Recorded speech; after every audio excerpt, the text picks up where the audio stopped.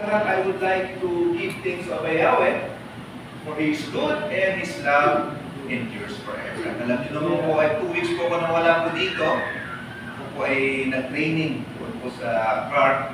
And of course, sabi po ng Bible, Yahweh does not withhold blessing to His people. So tayo din, we don't withhold our gratitude to our Heavenly Father Yahweh. Of course, yung unang pong gratitude is baby.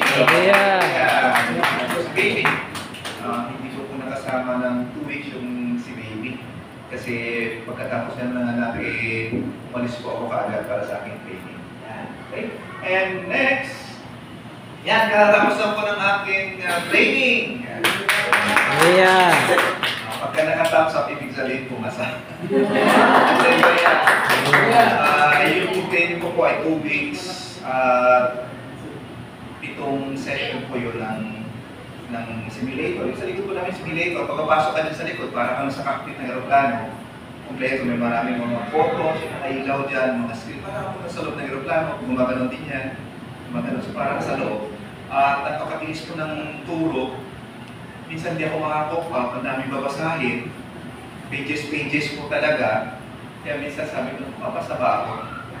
Maraming beses talaga sumagi sa aking isipan kung ako may makakapasa. At I praise sa Yahweh. Every time talaga na napupunta po ako sa langanin ni Yahweh says, people to help me. Hallelujah. Yan po yung chief pilot po namin sa dulo. Sa gitna yan yung pilot po namin. Okay? So, ito po yung bagong aeroplano na tinag-training po ako.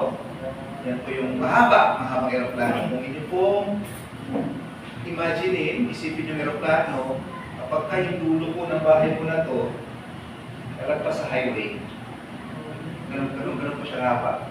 Ganun po siya haba. Makaabot pa dun sa start ng gasolinahan. So, kaya medyo challenging. Mas malaki na yung aeroplano, iba yung procedure, iba yung pamamaraan ng pagpapalipay. Kaya has really been good to me. Every time, tuwing ako po ay nagte-training, marami talagang sumasakit sa isipan ko, hindi ko ata kaya ako papasan. But prior to the day, Yahweh makes a way na ako po ay pumapasa. So, hallelujah! Actually, hindi pa po yan yung katapusan talaga. Meron pa po isa. Yung isa mas pinakamahalaga kasi yun po 4 na rides yun na kailangan sa 4 na rides, ma-recommend na ako for release. Kasi pag hindi ka ma-recommend sa 4 na rides na yun, buksan ka na. Ganun, napaka-stricto po ng regulasyon po dyan po sa area. Okay, so ganito haba po, it's, yan, 63 meters. Nakaba. Meters lang to I think it's just 12 or 15. Ganyan. So, mahaba nga, dito sa likod na ako sa may gasoline station. Okay, so doon po siya kahaba. Okay, so balik na po tayo. Doon po yung ating lesson po ngayon ay Sabbath is a sign between Yahweh and His people. So ating balikan lang po muna kasi this year will be a year of evangelism para tayo po'y palalahanan na tayo ay mag-share ng ating faith sa ating mga kaibigan. At of course, sa karamihan po sa atin, hindi po sanay sa ganito pong gawain. Kaya pag naisip po natin na tayo ay mag-share sa ating mga kaibigan, minsan na parang hindi na tayo makasalita, parang tayo. So ang pinakamagandang gawin po dyan, kailangan matrain tayo or masanay tayo kung paano po pag-share ng ating mga kalagayan. Hindi po kailangan na kayo po magaling sa Bible para kayo mag-share. Kailangan lamang na ang inyong pong pagmamahal kay Yahweh ay nandun po sa inyong puso. At yung umaapaw na gusto nyo po ito i-share sa iba mga kaibigan. So una-una, pag kayo mayroon po kayong kausap, lalo po mga kaibigan po ninyo, madali lang po yun. Just find a way to lead a conversation to spiritual matter. Paano po? Saan ka ba nagsasalman? Hindi lang. Kailangan mo lang makapasok ng makapakahanap ng paraan para hindi yung pinag-uusapan ay tungkol po sa spiritual matter. Dali lang po. Basta ka pa nagsisiba, yun lang.